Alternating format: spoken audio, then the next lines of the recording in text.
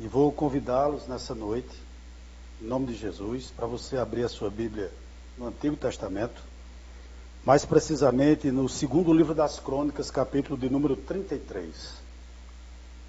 Segunda Crônicas, capítulo de número 33, é o 14º livro da Bíblia. E nós vamos estar fazendo a leitura, inicialmente do verso 1 do capítulo 33 de Segunda Crônicas, até o verso de número 10. Ok? Segunda Crônicas, capítulo 33, a partir do verso 1, nos diz o seguinte, a palavra do Senhor.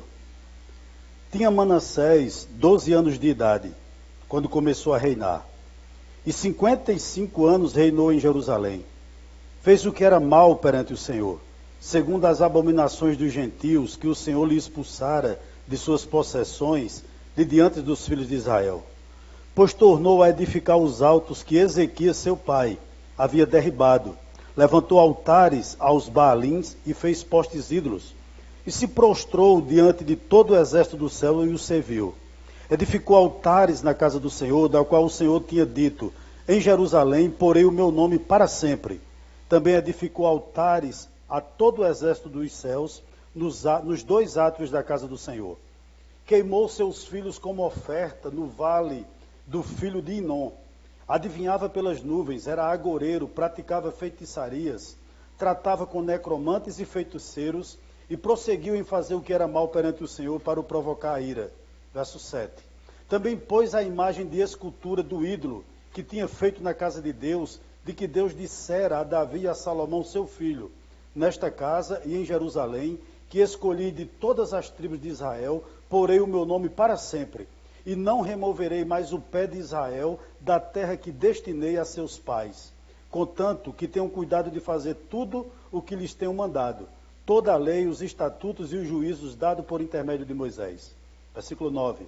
Manassés fez errar a Judá e os moradores de Jerusalém, de maneira que fizeram pior do que as nações que o Senhor tinha destruído de diante dos filhos de Israel.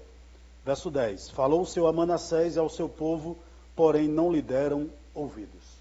Nós vamos inicialmente até o verso 10 e no transcorrer da pregação nós estaremos indo até o verso de número 17.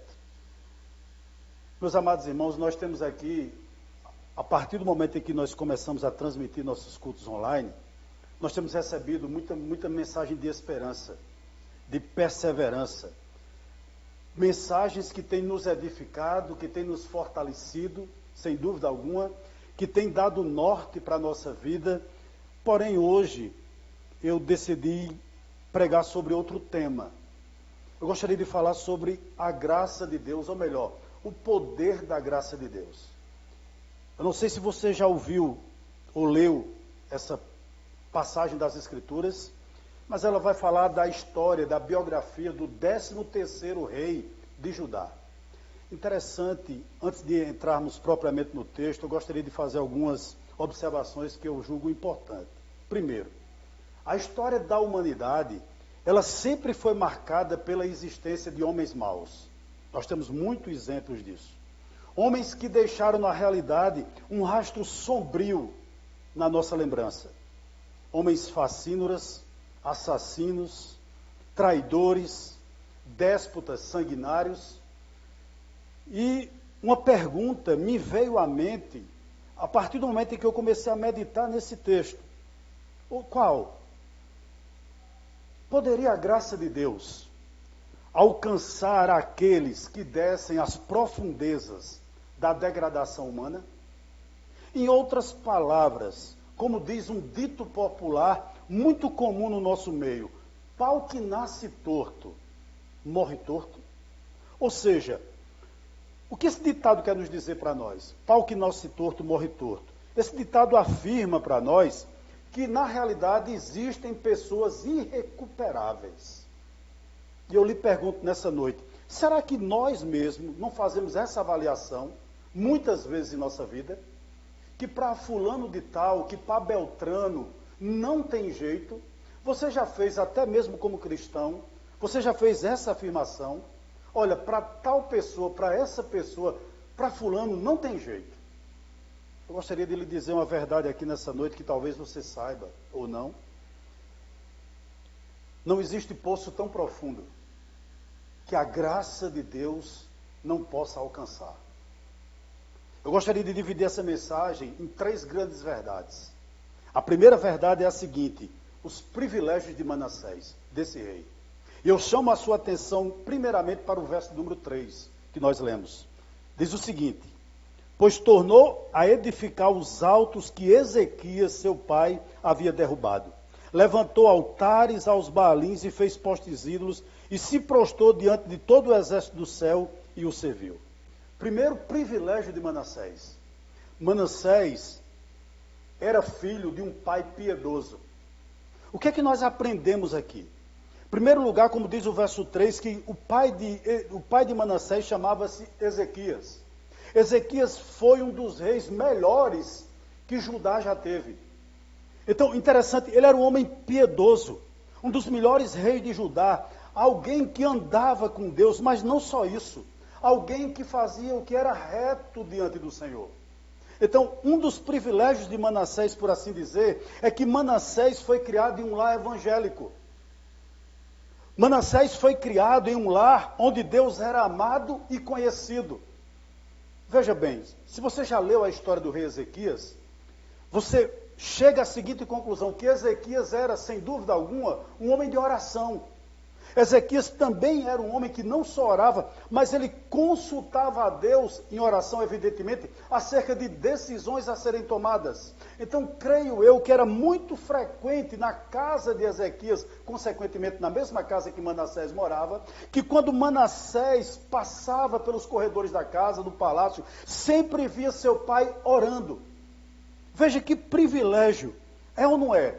É ou não é um privilégio você ser nascido ou ter nascido em um lar cristão, entre aspas, né, para ir, em um lar evangélico, em um lar onde seu pai e sua mãe, ou um dos dois, teme ao Senhor, ama ao Senhor, conhece ao Senhor. Então, com certeza, Manassés tinha um modelo a seguir. Que modelo era esse? Seu pai.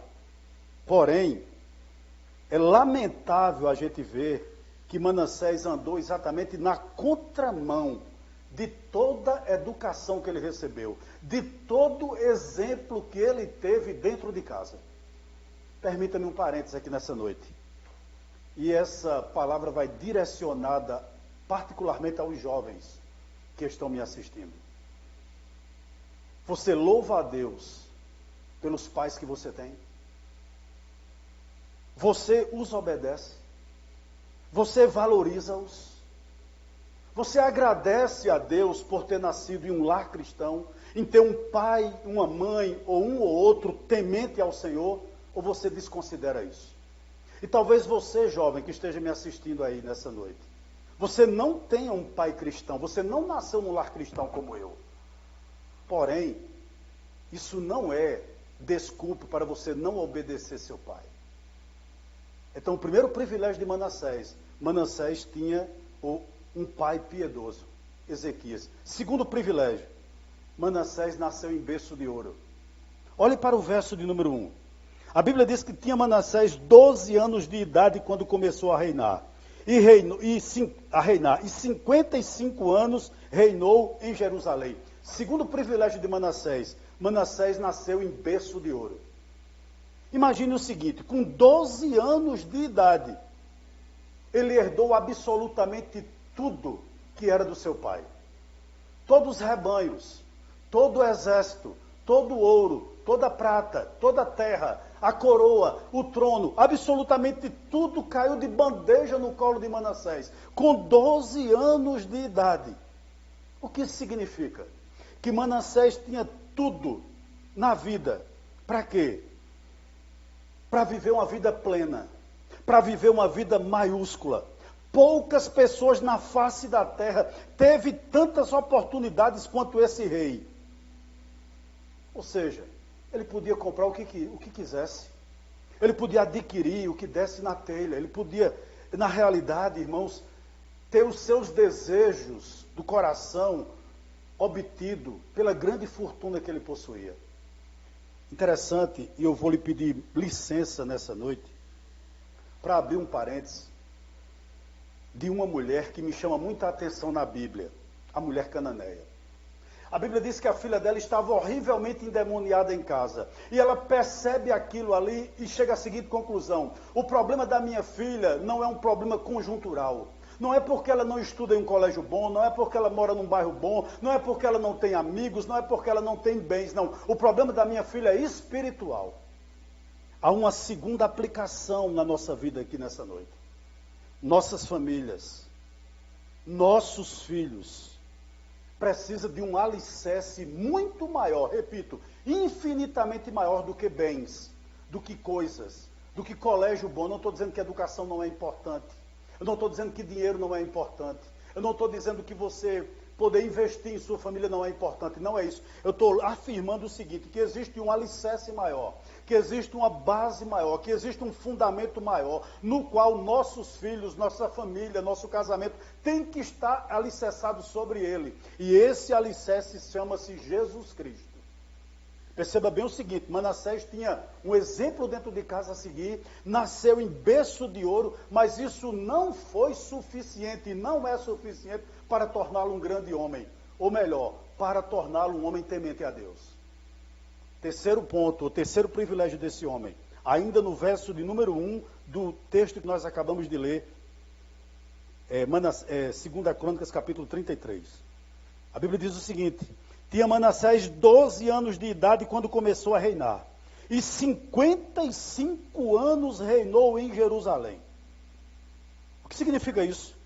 Manassés não só teve um privilégio de ter um pai piedoso, um lar cristão, por assim dizer. Manassés não teve o privilégio apenas de nascer em berço de ouro. Manassés teve algo muito precioso: tempo. Manassés teve muito tempo. Nenhum rei na história de Judá e de Israel reinou por 55 anos. Veja que o reinado dele foi longo. Ele teve tempo na vida, mas infelizmente ele usou quase a vida toda para promover o mal. Ele usou seu tempo, a sua vida, as suas riquezas, a sua liderança para promover o mal, para destruir, e jamais para edificar.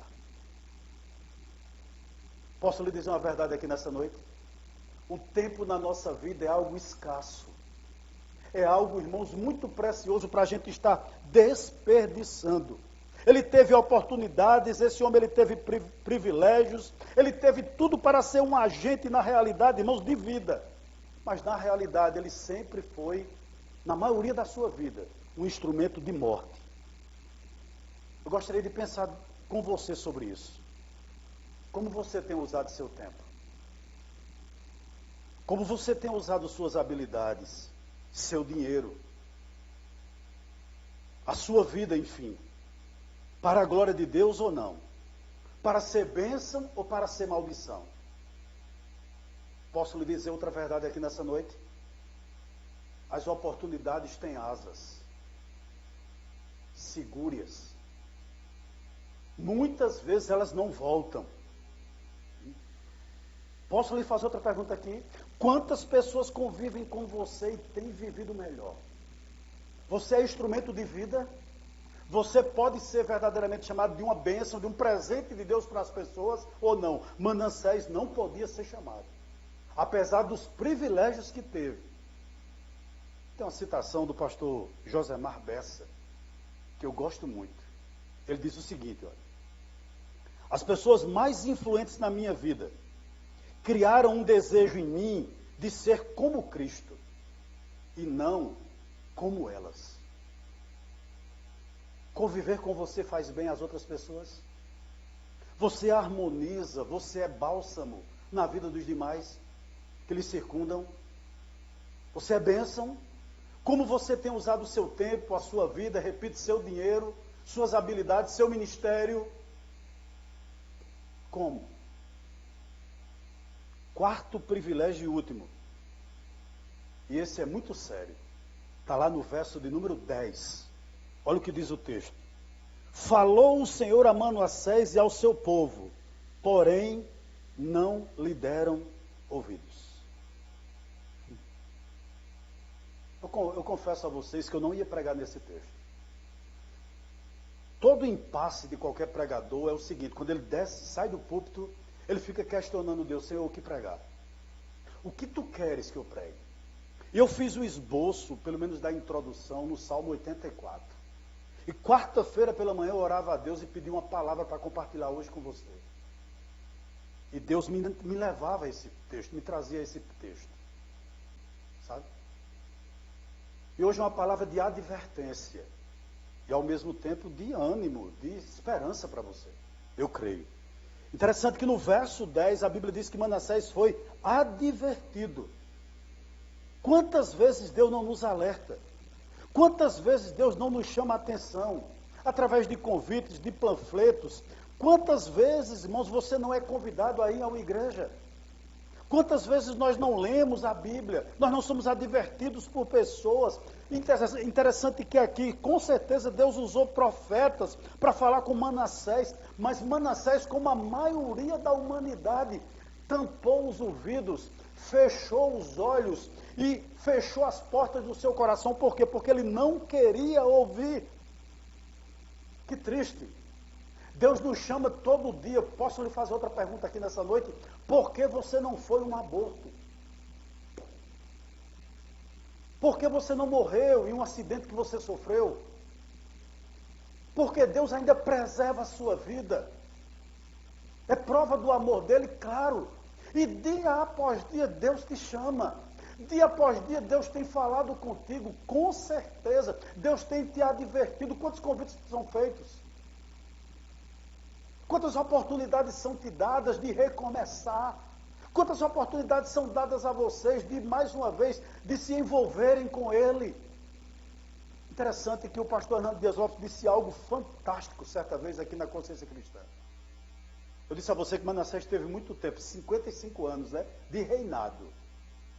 Mas interessante, o que é 55 anos, ou o que são 55 anos diante da eternidade? Talvez você diga: pastor, eu vou curtir muito, pastor, eu vou me divertir, quando eu tiver numa certa idade eu vou servir ao Senhor. Meu querido, o tempo não lhe pertence, o dia de amanhã não nos pertence. O que o pastor Hernando Dias Lopes disse: tire 1 bilhão de anos da eternidade, o que restará? A eternidade. Tire 1 trilhão de anos da eternidade, multiplique esse 1 trilhão por 10 elevado à enésima potência. O que restará? A eternidade. Nada pode esvaziar a eternidade. E sabe qual é a grande oportunidade que Deus está dando a pessoas hoje? De você conhecer o Deus verdadeiro. De você passar a eternidade com Ele. Porque vida eterna não é apenas vida sem fim. É vida com qualidade. É para isso que Deus nos chama. É para isso que Deus estava, é por isso que Deus estava alertando, não só Manassés, mas todo o seu povo, usando profetas, usando pregadores, usando a exposição da palavra. Mas infelizmente Manassés fechou os olhos, fechou os ouvidos e tampou também as portas do coração, porque não queria ouvir. Vou já para o terceiro ponto nessa noite. Aliás, para o segundo. Falar rapidamente sobre os pecados de Manassés. Mas antes de nós irmos para o segundo ponto dessa pregação, deixe-me lhe alertar sobre o seguinte, ou melhor, lhe informar o seguinte: Manassés fazia jus ao seu nome. O nome Manassés significa aquele que esquece. Manassés esqueceu tudo isso. Tem muita gente assim, né? Esquece a família cristã que tem, esquece os conselhos dos pais e das mães, esquece as oportunidades que Deus deu a ele para que ele seja bênção. Esquece, meus irmãos, as advertências. Esquece tudo isso. Manassés esqueceu tudo isso. Segundo ponto dessa mensagem nessa noite. Quais eram os pecados de Manassés? Verso 2 e verso 9. Olha o que diz. A Bíblia diz no verso 2 que ele fez o que era mal perante o Senhor, segundo as abominações dos gentios que o Senhor expulsara de suas possessões de diante dos filhos de Israel. Vá para o verso 9, por gentileza. Manassés fez errar Judá e os moradores de Jerusalém, de maneira que fizeram pior do que as nações que o Senhor tinha destruído de diante dos filhos de Israel. Ele não pecou por ignorância. Ele pecou sabendo o que estava fazendo.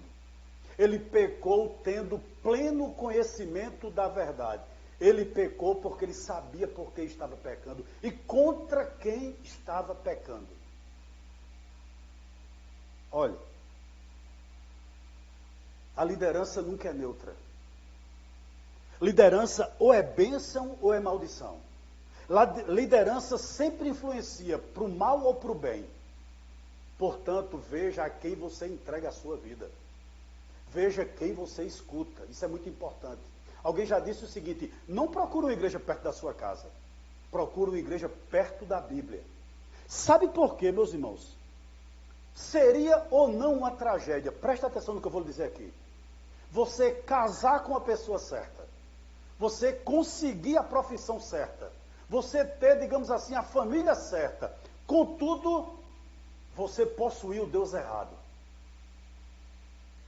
Manassés era esse tipo de gente. Ele influenciava os outros para o mal. Ele não só queria se entregar ao Senhor, ele não só levava Deus a sério, mas ele também liderava as pessoas para o quê? Para desprezar Deus. Conselho para você que está aqui nessa noite. As más conversações corrompem os bons costumes. Cuidado com quem você escuta. Cuidado quem é teu conselheiro. Cuidado para onde tem te convidado para ir. Leia o Salmo 1 na tua casa. Segundo pecado de Manassés, versos 4, 5 e 7. O primeiro, ele liderou o povo a pecar contra Deus, verso 2 e 9. Segundo pecado, ele profanou o culto, verso 4, verso 5 e verso 7. Vamos ler? Edificou altares na casa do Senhor, da qual o Senhor tinha dito em Jerusalém: porei o meu nome para sempre. Verso 5, também edificou altares a todo o exército dos céus, nos dois átrios da casa do Senhor. Pule para o verso 7. Também pôs a imagem de escultura do ídolo que tinha feito na casa de Deus, que Deus dissera a Davi e a Salomão seu filho: nesta casa e em Jerusalém, que escolhi de todas as tribos de Israel, porei o meu nome para sempre. É interessante que teve um rei chamado Acais, que fechou o templo. Manassés não fechou o templo, mas ele introduziu um culto estranho dentro do povo de Deus. Ele levou o povo de Deus a profanar o templo. É interessante que muita gente diz o seguinte: o importante é você ter religião. Eu diria a você que não. O importante não é você ter religião. O importante é você ter Jesus Cristo de Nazaré. Não adianta você, irmãos, ter religião se a tua religião não é o caminho chamado Jesus Cristo. Se você não trilha por esse caminho, se você não colocou, não depositou sua fé naquele carpinteiro que nasceu em Belém, viveu em Nazaré, era filho de carpinteiro, meus irmãos, e morreu numa cruz para lhe salvar. Não adianta se sua religião não lhe diz isso. Se sua religião não diz que você é pecador e precisa de um salvador, se a sua religião não diz isso, se você não escuta isso, e se a sua religião não lhe leva a olhar para a cruz do Calvário e não ter outra pessoa jamais em quem confiar, a não ser em Jesus Cristo, ela é espúria. Manassés introduziu um culto, né, no meio do povo de Deus, só que esse culto, ele era abominável aos olhos de Deus. Portanto, nessa noite eu lhe convido a olhar para a cruz do Calvário, entender que, como eu, você é pecador, pecador é o teu nome, e você precisa desesperadamente de um Salvador e não de religião. Você não precisa de ídolos, você precisa de Jesus Cristo. Esse é o grande tema dessa mensagem. Qual outro pecado de Manassés, pastor? Verso 6. A Bíblia diz o seguinte: queimou seus filhos como oferta no vale do filho de Inom. Adivinhava pelas nuvens, era agoureiro, praticava feitiçarias, tratava com necromantes e feiticeiros e prosseguiu em fazer o que era mal perante o Senhor. Para o quê? Para provocar a ira. Então, ele não só era idólatra, ele também era feiticeiro. Ele era agoureiro. Ele gostava do baixo espiritismo. Interessante isso aqui. Eu coloquei até uma citação no meu Instagram essa semana, e eu vou citar para você aqui nessa noite, com base nesse verso. Diz o seguinte, olha, e isso é o retrato da nossa nação, isso é o retrato do nosso país. Por favor, preste atenção. A superstição, a idolatria, o misticismo e o pragmatismo, entre outras práticas presentes em nossa cultura, só demonstra uma grande verdade: quão imersos em trevas espirituais nós vivemos. Sabe o que mais me choca? É que esse homem, ele conhecia a verdade. Ele era advertido por homens de Deus. Mas a verdade era insuficiente para Manassés. Ele queria novidades, né? Ele queria alguma coisa a mais. Estava vendo um telejornal essa semana, e um apresentador famoso da televisão brasileira estava conversando com outra, e a outra estava com algumas cartas de tarô na mão, a outra apresentadora. E disse: eu vou tirar uma carta para ti. E tirou uma carta, segundo ela, era uma torre. E aquele apresentador, quando viu que a carta que foi apresentada para ele era uma torre, ele quase que entra em desespero. Por quê? Porque ele disse: eu não aceito. Torre quer dizer que vai vir confusão para mim, vai vir infortúnios para a minha vida. Tire outra. Então você veja o grau de superstição que existe na nossa cultura, mesmo entre os assim, mais cultos, entre aspas. Manassés era esse tipo de pessoa. Quero dizer a você que está me assistindo aí: idolatria é pecado, feitiçaria é pecado, baixo espiritismo é pecado. Deus não aceita esse tipo de prática. É uma verdade que eu tenho que lhe dizer aqui nessa noite. E por fim, sobre os pecados de Manassés, como se não bastasse isso, ainda com base no verso 6, mas quando você tiver oportunidade, há um texto paralelo que amarra o que eu quero dizer, ou dá base para o que eu vou dizer aqui. Manassés era assassino. E 2 de Reis, capítulo 21, verso 16, diz que ele ofereceu os seus filhos a um deus chamado Moloque. O historiador Flávio Joséfo diz o seguinte acerca de Manassés: todos os dias havia muita gente morta em Jerusalém a mando de Manassés. A história também diz que Manassés foi quem mandou serrar ao meio o profeta Isaías. Veja bem, ele tornou-se também um assassino. Ou seja, ele tinha tudo para ser um agente de vida. Mas infelizmente, Manassés usou boa parte da sua vida para ser um instrumento de morte. Antes de nós irmos para o terceiro ponto, eu gostaria de lhe dizer uma verdade, e nós já vamos seguindo para a conclusão do sermão nessa noite. Que verdade é essa? Quem não atende à voz do amor de Deus, certamente escutará a voz da dor. O que é que eu estou querendo dizer aqui a você? Quem vive em pecado atrai juízo sobre a sua vida. Lhe chamo a atenção para o verso 11 e para o verso 12. A palavra de Deus nos diz o seguinte, no verso 11 e 12. Pelo que o Senhor trouxe sobre eles os príncipes do exército do rei da Síria, os quais prenderam Manassés com ganchos, amarraram-no com cadeias e o levaram à Babilônia. Ele, angustiado, suplicou deveras ao Senhor seu Deus, e muito se humilhou perante o Deus de seus pais. Oh, meu irmão.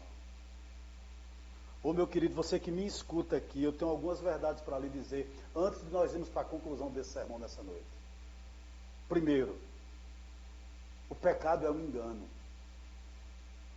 O pecado pode ser até doce no início, mas o caminho dele é caminho de morte. A Bíblia diz que o salário do pecado é a morte. Se o pecado é um engano ou uma farsa, o diabo ele é um estelionatário. E vou lhe dizer mais aqui: a desobediência sempre nos empurrará para um abismo. Para um abismo. A alegria do pecado ela é curta. Aquilo que parece, irmão, ser saboroso, não passa de veneno mortal. E outra coisa eu tenho para lhe dizer aqui, com base nesse verso 11 e 12, importantíssimo. O pecado levará você para mais longe do que você deseja ir. E mais, ele custará mais caro do que você poderá pagar. E mais, o reterá por muito mais tempo do que você pretende ficar. Saia. Se você está em alguma situação de desobediência, ei, isso chama abismo. Deus não lhe chamou para isso. E por fim, o terceiro ponto, e como conclusão dessa breve meditação nessa noite, a conversão de Manassés. Se a narrativa terminasse aqui, você ia concordar com aquele ditado que diz o seguinte: pau que nasce torto, morre torto. Com certeza, ou seja, que existem pessoas irrecuperáveis e que Manassés era uma pessoa irrecuperável, se a narrativa terminasse aqui. Mas eu lhe convido a caminhar um pouquinho comigo a partir do verso de número 12. Nós vamos até o verso de número 16, por gentileza. Olha o que nos diz o verso de número 12. Diz o seguinte: ele, angustiado, suplicou deveras ao Senhor seu Deus, e muito se humilhou perante o Senhor de seus pais. Fez-lhe oração, e Deus se tornou favorável para com ele, atendeu-lhe a súplica, e o fez voltar para Jerusalém, ao seu reino. Então reconheceu Manassés que o Senhor era o quê? Que o Senhor era Deus. Primeiro ponto aqui que eu gostaria de lhe dizer aqui nessa noite, sobre a conversão de Manassés. Toda conversão começa com arrependimento. Manassés se arrependeu. Ele se humilhou. E ele reconheceu que o quê? Que estava errado. Como também ele reconheceu que só existe um único Deus verdadeiro, o Deus que seu pai servia. Não existe outro.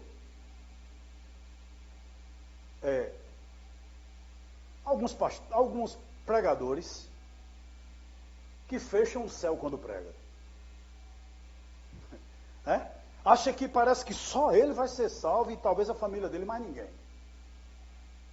Interessante que nesse texto aqui, alguém que era aos olhos humanos irrecuperável, Deus dá oportunidade para ele. Sabe o que significa isso? Evangelho. O Evangelho sempre lhe apresenta uma saída cristã, bíblica, para você que está desesperado. Eu disse em uma fala que eu fiz em um vídeo no Instagram, o seguinte: quando discernir que é a voz de Deus e quando é a voz do diabo? Quando o diabo fala com o pecador, ele não dá alternativa. Ele lhe coloca num beco sem saída, numa situação de apuros. Você não pode sair dela. Se você escuta alguém pregar e vê que não tem saída para você, não é Deus falando. Eu sei que toda pregação ela exige uma decisão, mas ela dá oportunidade do pecador se arrepender. Está aqui. Quando é Deus que fala com você, tem uma saída bíblica, tem uma saída evangélica. E é isso que eu vejo aqui nessa noite, mediante esse texto. E quero lhe dizer uma verdade aqui: ainda que você esteja no mais profundo poço do pecado, Deus, o poder dele, é poderoso para lhe retirar de lá. Onde abundou o pecado, superabundou a graça de Deus. E toda conversão começa com arrependimento, com reconhecimento de que é pecador e que só existe um único Deus. Manassés se arrependeu. E Deus o quê? O recebeu. Segunda característica de que houve conversão na vida de Manassés. Versículo 15 e 16, e aqui nós encerramos nessa noite. Diz o seguinte o texto sagrado. Verso 15. Tirou da casa do Senhor os deuses estranhos e o ídolo, como também todos os altares que edificaram no monte da casa do Senhor em Jerusalém, e os lançou fora da cidade. Restaurou o altar do Senhor, sacrificou sobre ele ofertas pacíficas e de ações de graças, e ordenou a Judá que servisse ao Senhor, Deus de Israel. Toda conversão começa com arrependimento, e em segundo lugar, verso 15 e 16, toda conversão leva à santidade. Isso é maravilhoso. Manassés tirou da vida dele aquilo que tinha de errado, a idolatria. Ele abandonou aquilo que ele fazia que não agradava a Deus, né? Mas interessante, o crente, ele não só é conhecido por aquilo que ele abandona, por aquilo que ele diz não, ele também é conhecido por aquilo que ele diz sim, por aquilo que ele agrega. Eu disse aqui no meio da minha fala que ele estava fazendo culto, né? Ele introduziu um culto estranho ao Senhor, ele retirou isso da vida dele e começou a cultuar o Deus verdadeiro de forma certa, né? Conversão é isso. É você abandonar o teu passado, Abandonar tuas práticas antigas que não glorificam a Deus. Dizer não para elas, mas também é dizer sim para aquilo que agrada a Deus. Em outras palavras, conversão requer rompimento com o passado e agregar na nossa vida coisas novas. 2 Coríntios 5,17. Aquele que está em Cristo, nova criatura é. As coisas velhas se passaram, eis que tudo se fez novo. Quero dizer uma verdade maravilhosa para você aqui nessa noite. Olhe para o céu, amanhã quando acordar. E saiba que quem está sentado no mais alto e sublime trono é um Deus que te ama. A ponto de entregar o filho dele, a coisa mais preciosa que ele tinha no céu, por amor a mim e por amor a você que está aí nessa noite. Conversão implica em arrependimento e em santidade. Vou lhe dar 2 exemplos de conversão, ou 3, para a gente acabar essa ministração nessa noite. O que aconteceu com Zaqueu, aquele cobrador de impostos, que era desonesto. Quando ele recebe Jesus em casa e se converte, ele diz: Senhor, se eu defraudei alguém, eu restituo 4 vezes mais. Eu estou rompendo com o meu passado. Estão lembrados de Ruth? Aquela moabita que adorava um Deus chamado Camus. O que foi que ela disse à sua sogra Noemi quando foi para Belém? O teu Deus, Noemi, é o meu Deus. E o teu povo é o meu povo. Em outras palavras, ela está dizendo: eu estou rompendo com o meu passado. Que Deus possa te abençoar nessa noite. Deus possa ter falado ao seu coração. E que o nome dele seja glorificado e exaltado aqui nesse lugar.